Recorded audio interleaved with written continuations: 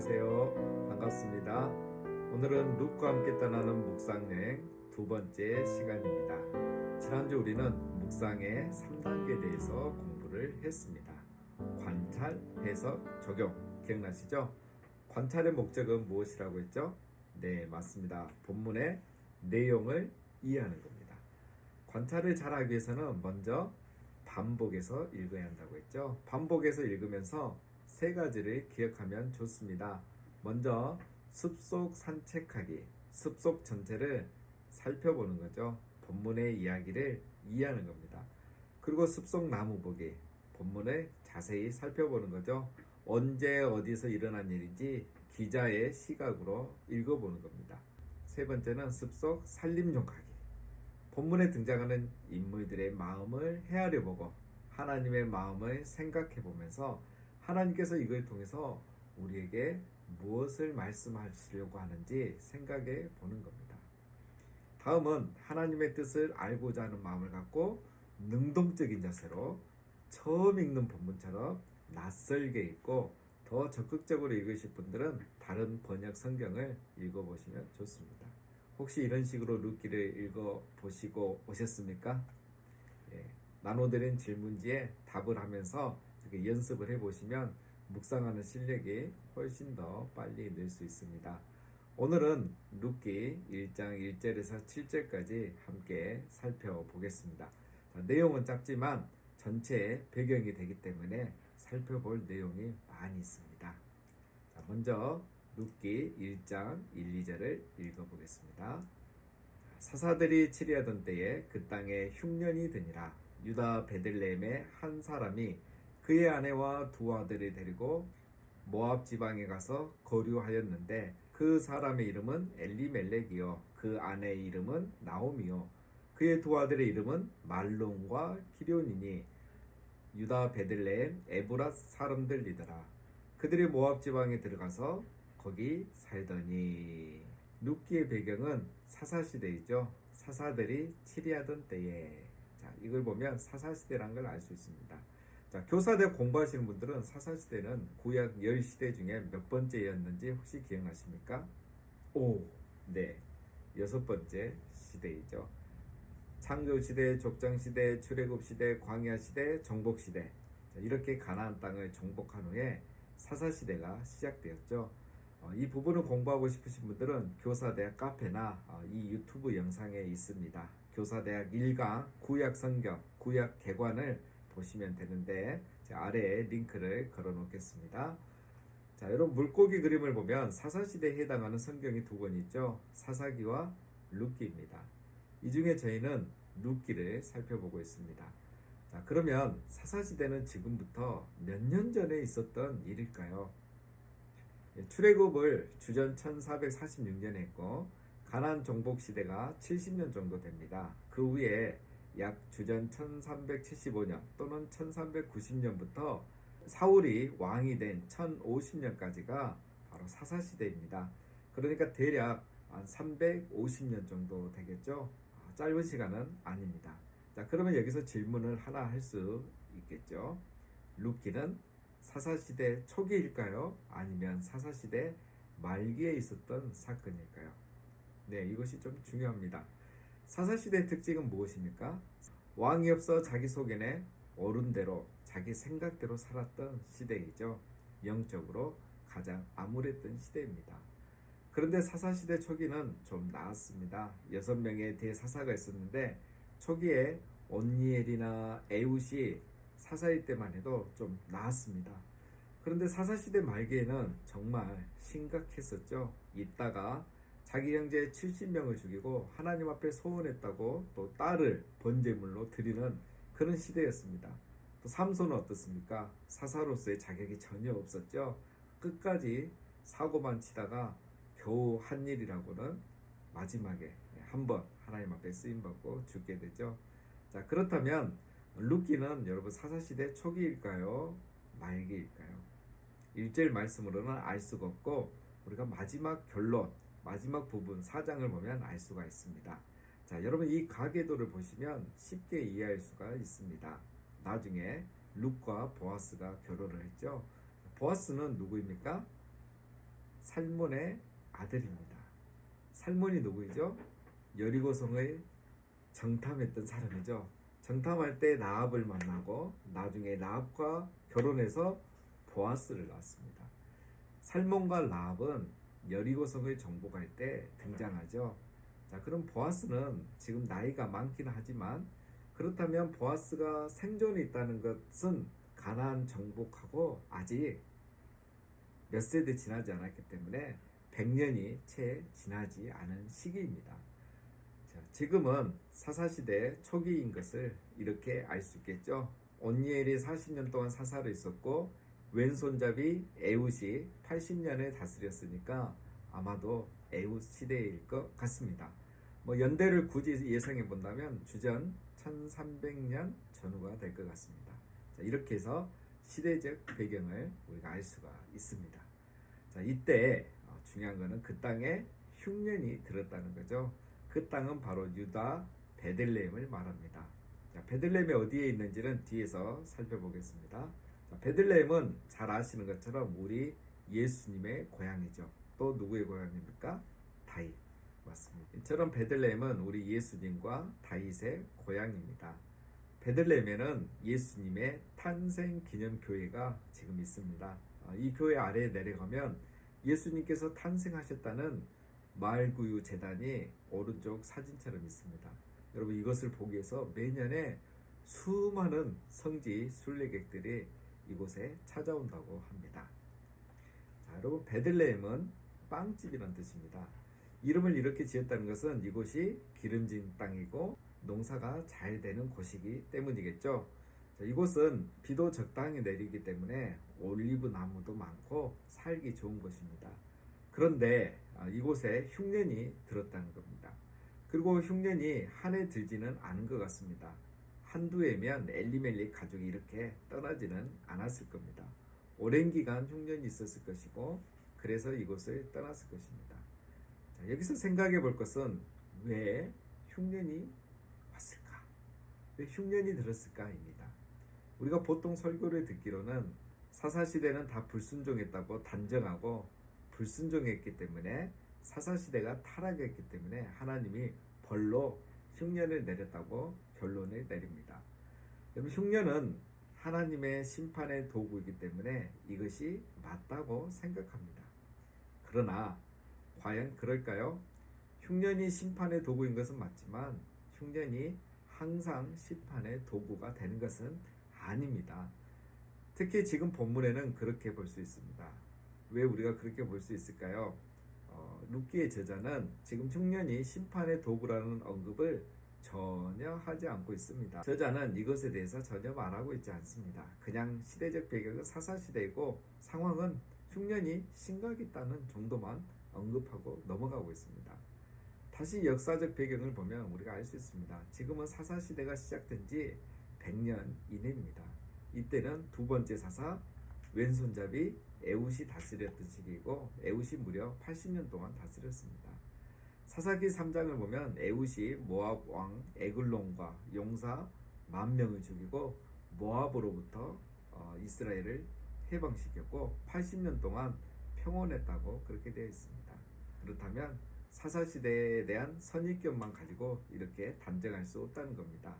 어느 시대에나 여러분 흉년은 올 수가 있습니다. 우리는 일반화하려는 오류를 범해서는 안 됩니다. 예를 들면 지금 코로나는 한국교회를 향한 하나님의 심판이다 라고 말하면 안 된다는 겁니다. 코로나 바이러스는 항상 있었죠. 이번에는 코로나19가 발생을 했고 치사율이 높은 것입니다. 자, 이럴 때 우리는 어떻게 생각해야 하겠습니까? 한국교회를 탓하고 다른 사람을 탓하고 정죄하면 아무런 발전이 없겠죠. 또 다른 사람이 흉년을 만나면 우리는 어떻게 해야 됩니까? 그 사람을 함부로 판단하고 정죄하면 안 됩니다. 저렇게 살더니 결국 심폐인데 새벽기도도 안 나오더니 고난당하는 것 좀 봐라. 이런 식으로 사람을 판단하고 정죄하면 안 됩니다. 그 사람이 왜 인생의 흉년을 만나는지 그것은 하나님만이 아십니다. 베들레헴의 흉년이 오듯이 누구나 인생의 흉년을 만날 수 있습니다. 우리는 흉년을 만날 때 어떻게 해야 할까요? 먼저 베들레헴에 흉년이 오듯이 우리도 흉년을 만날 수 있다. 신자라도 흉년이 면제되는 것은 아니다. 신앙생활을 한다고 모든 고난과 불행을 면제받는 것은 아니다. 이것을 먼저 생각해야 됩니다. 그리고 하나님은 지금도 우리와 항상 함께 계신다는 것을 믿어야 됩니다. 우리가 룻기의 결론을 알고 있듯이 하나님의 선하신 계획을 믿어야 합니다. 그리고 마지막으로 이런 질문을 해야 되겠죠. 그러면 이제 우리는 어떻게 해야 하는가? 하나님은 이것을 통해 우리에게 무엇을 말씀하시려고 하는가를 생각해야 합니다. 자, 이렇게 생각하지 않으면 우리가 다른 사람을 탓하거나 또 내가 살 길부터 찾게 됩니다. 엘리멜렉이 여기에서부터 실수를 한 거죠. 엘리멜렉은 일단 살 길을 찾았습니다. 엘리멜렉은 가족을 데리고 베들레헴에서 모압으로 갔습니다. 이제 베들레헴의 위치를 한번 찾아볼까요? 베들레헴은 예루살렘 남쪽 8km 정도 떨어져 있습니다. 그렇게 먼 거리가 아니죠. 예루살렘이 해발 800m이고 베들레헴이 약 700m이니까 고도는 비슷한데 둘 다 낮지는 않습니다. 여러분 황령산이 해발 400m입니다. 두 배가 더 높은 곳이죠. 이렇게 높은 곳에서 어떻게 살았을까 싶지만 지형을 보면 알 수 있습니다. 지중해 쪽은 이처럼 해안 평야가 발달해 있습니다.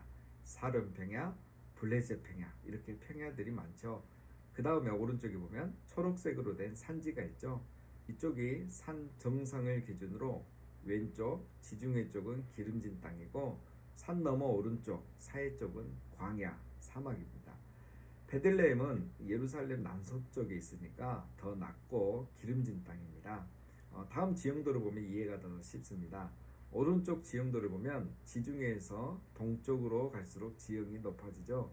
베들레헴은 해발 700m이고 예루살렘은 해발 800m이니까 거의 정상에 있는 겁니다. 쉽게 생각하면 우리 땅과 비슷합니다. 광안리 쪽에는 고도도 낮고 평지가 많은데 동네 쪽으로 오면 점점 높아지고 세미산, 금정산 쪽으로 갈수록 높아지죠. 금정산성이 해발 800m이니까 예루살렘 사람들이 금정산성 높이에서 살았다고 생각하시면 됩니다.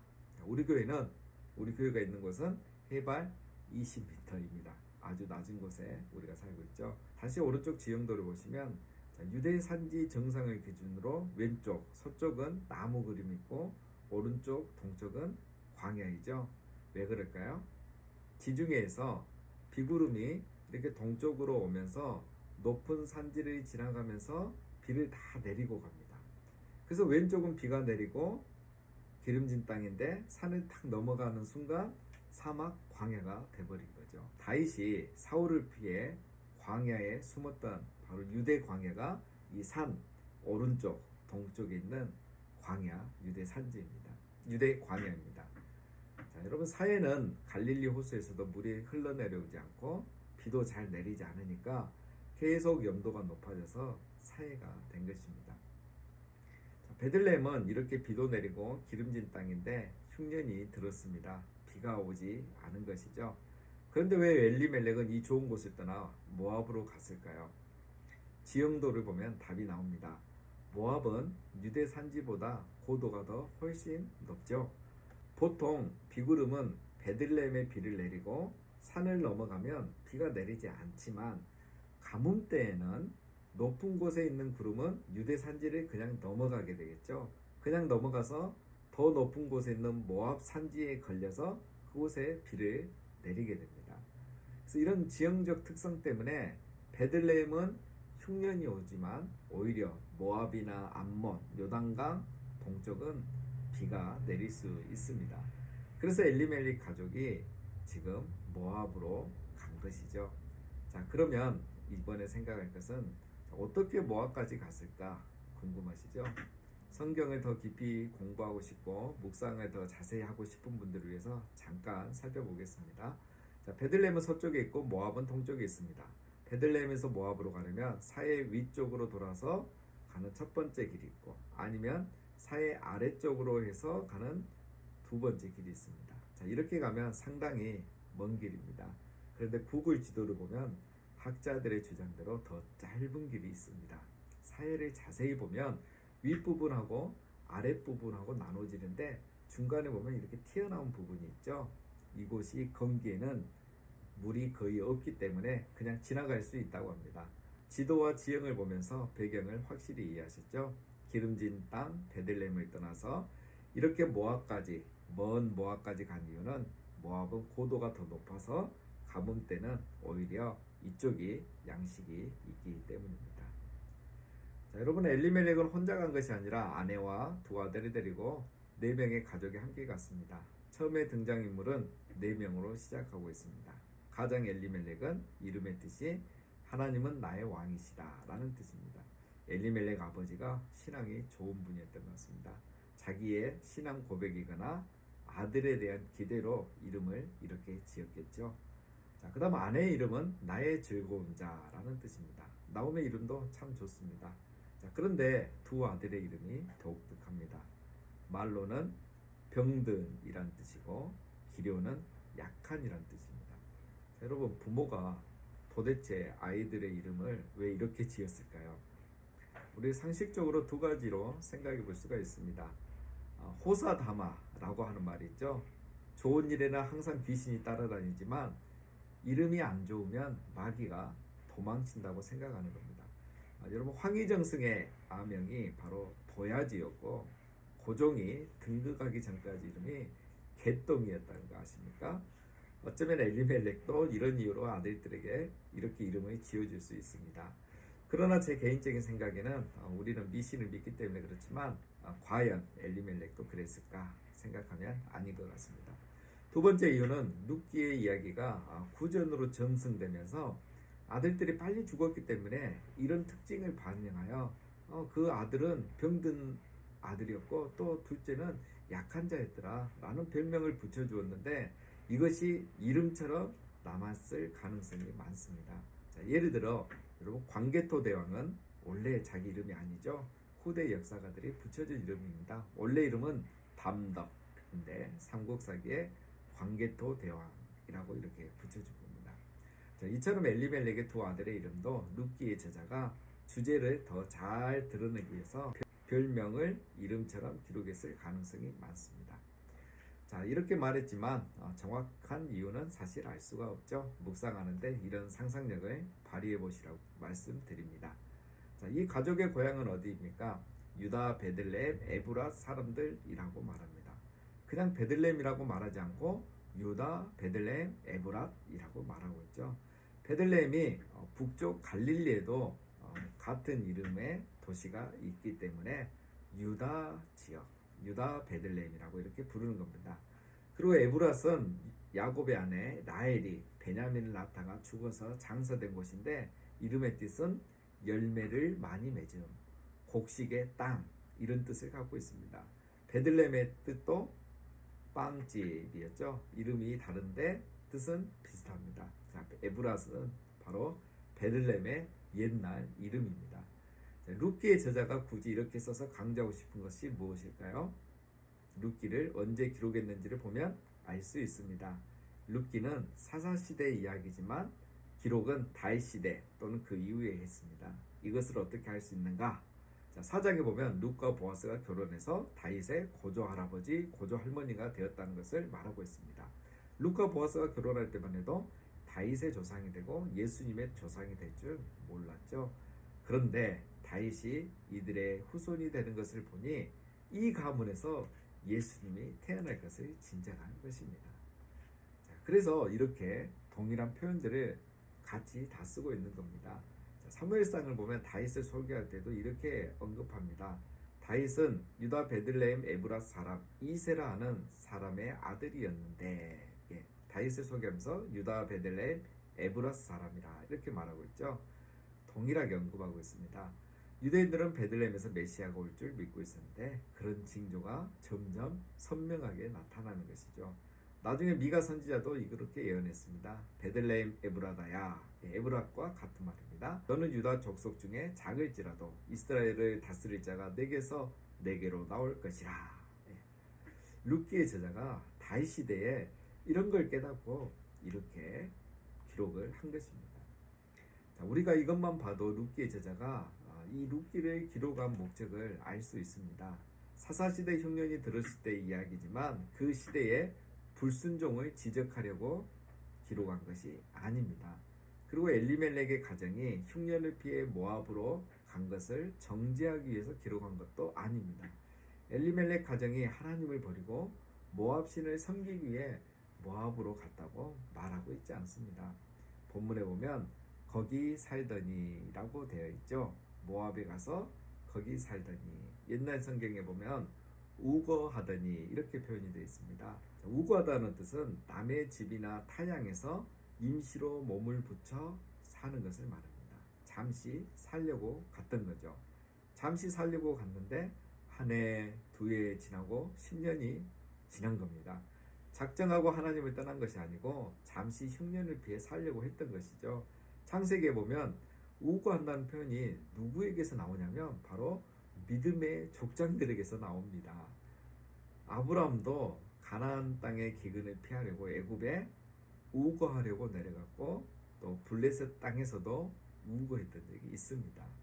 룻기의 저자는 흉년을 피해 모압으로 간 엘리멜렉을 비판하거나 정죄하는 식으로 표현하지 않고 지금 믿음의 조상들처럼 잠시 기근을 흉년을 피해서 모압으로 갔다고 표현하고 있습니다. 자, 아브라함이 기근을 피해 애굽으로 간 것처럼 엘리멜렉이 흉년을 피해 모압으로 갔습니다. 물론 아브라함이나 엘리멜렉이 잘한 것은 절대 아닙니다. 그들은 기근이나 흉년이 와도 약속의 땅에 머물면서 하나님의 도우심을 기다렸으면 훨씬 더 좋았겠죠.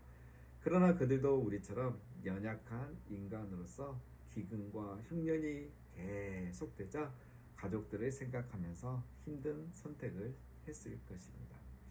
그런데 하나님은 그들의 가정에 은혜를 베푸셨고 그들을 회복하시고 그들을 믿음의 조상, 예수님의 조상으로 사용하신 것입니다.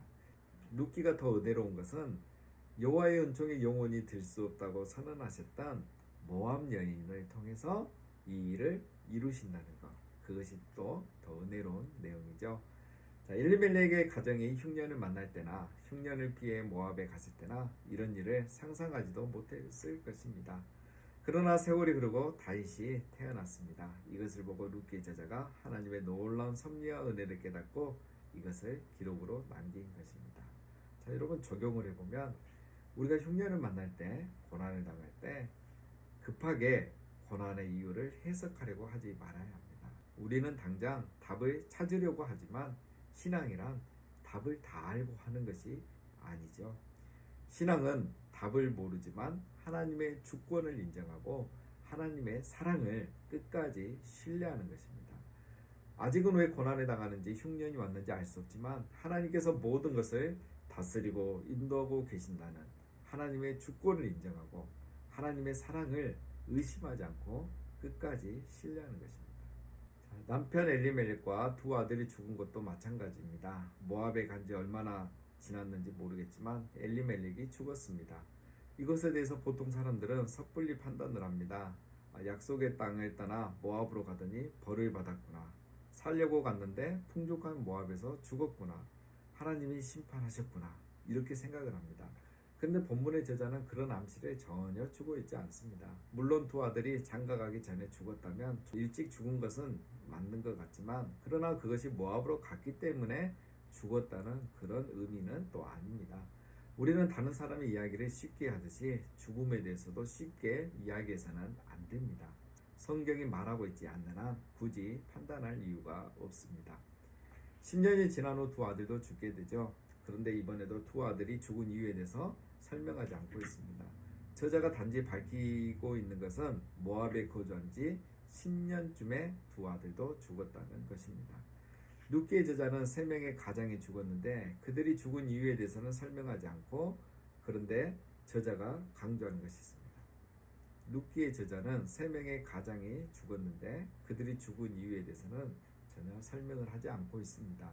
그런데 저자가 강조하는 것이 있습니다. 3절에 보면 나오미와 그의 두 아들이 남았으며 또 5절에 보면 그 여인은 두 아들과 남편 뒤에 남았더라. 3절에는 그나마 희망이 있는 것 같습니다. 남편이 죽었지만 나오미가 두 아들과 함께 살았습니다. 그런데 5절에는 두 아들마저 죽고 이제 나오미 혼자 남은 거죠. 그런데 나오미가 두 아들과 함께 남편 뒤에 남았더라 라고 말하지 않고 그 여인은 이라고 말하면서 고대사에서 여인이 홀로 남게 되었다는 것을 강조합니다. 이제 삶의 모든 것을 잃어버리고 그 여인이 혼자, 그것도 이방 땅에서 남게 되었고, 두 명의 자부가 있지만 결론은 이제 나오미 혼자 남은 것과 같습니다. 그런데 나오미가 두 아들과 함께 남편의 뒤에 남았더라 라고 하지 않고 그 여인은 이라고 말하면서 고대사에서 여인이 홀로 남아있음을 강조하고 있습니다.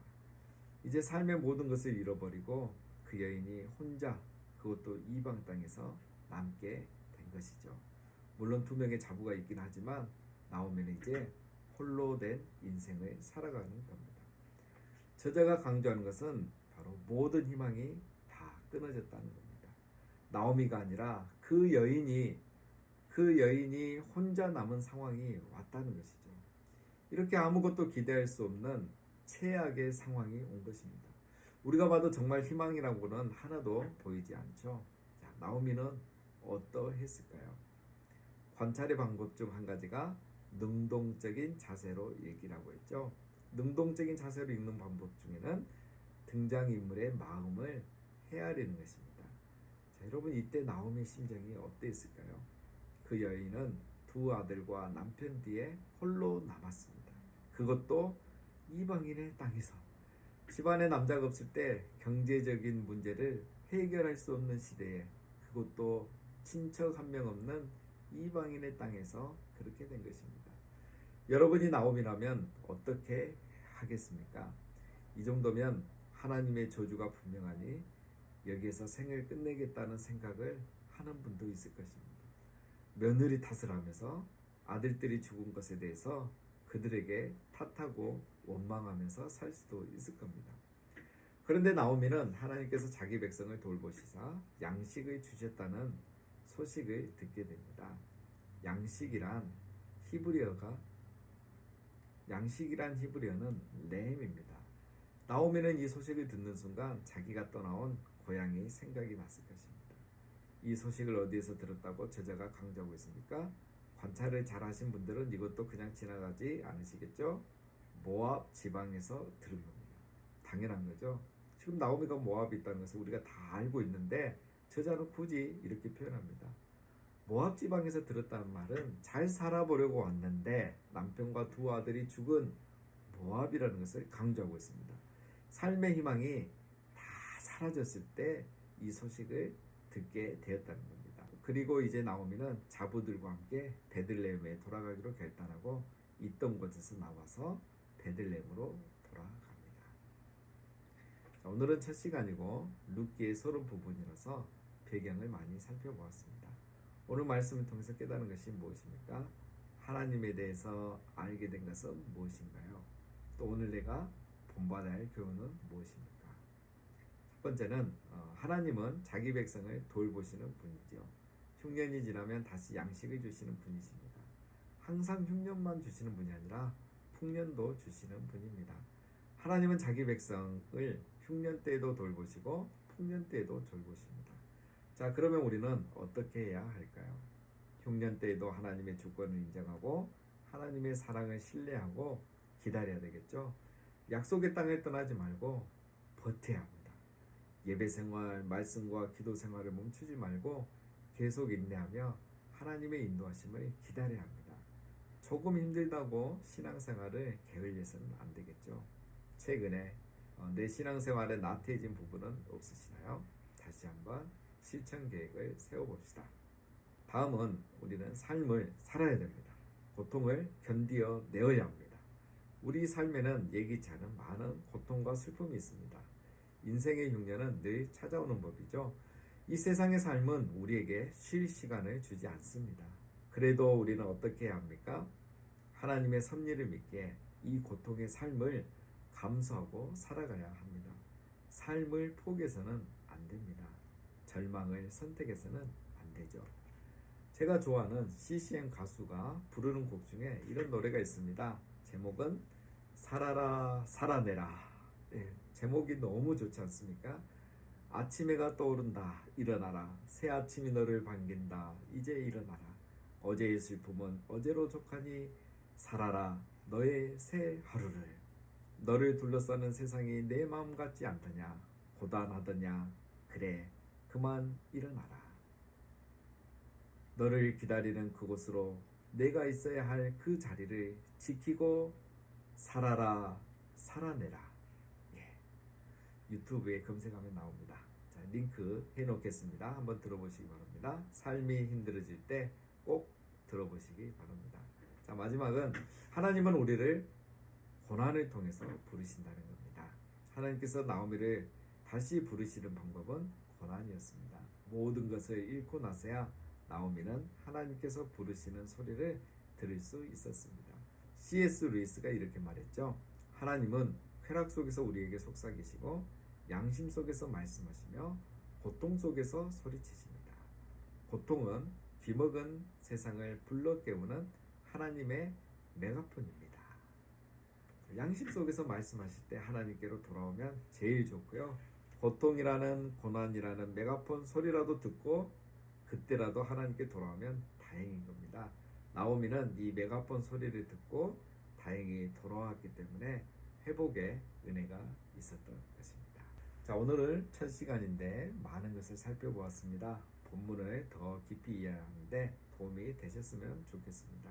자, 말씀을 들으면서 적용할 것이 생각나셨던 분들은 구체적 실천 가능한 내용으로 적용을 해보시면 좋겠습니다. 자, 오늘도 수고 많으셨습니다. 감사합니다. 다음 주에 뵙겠습니다.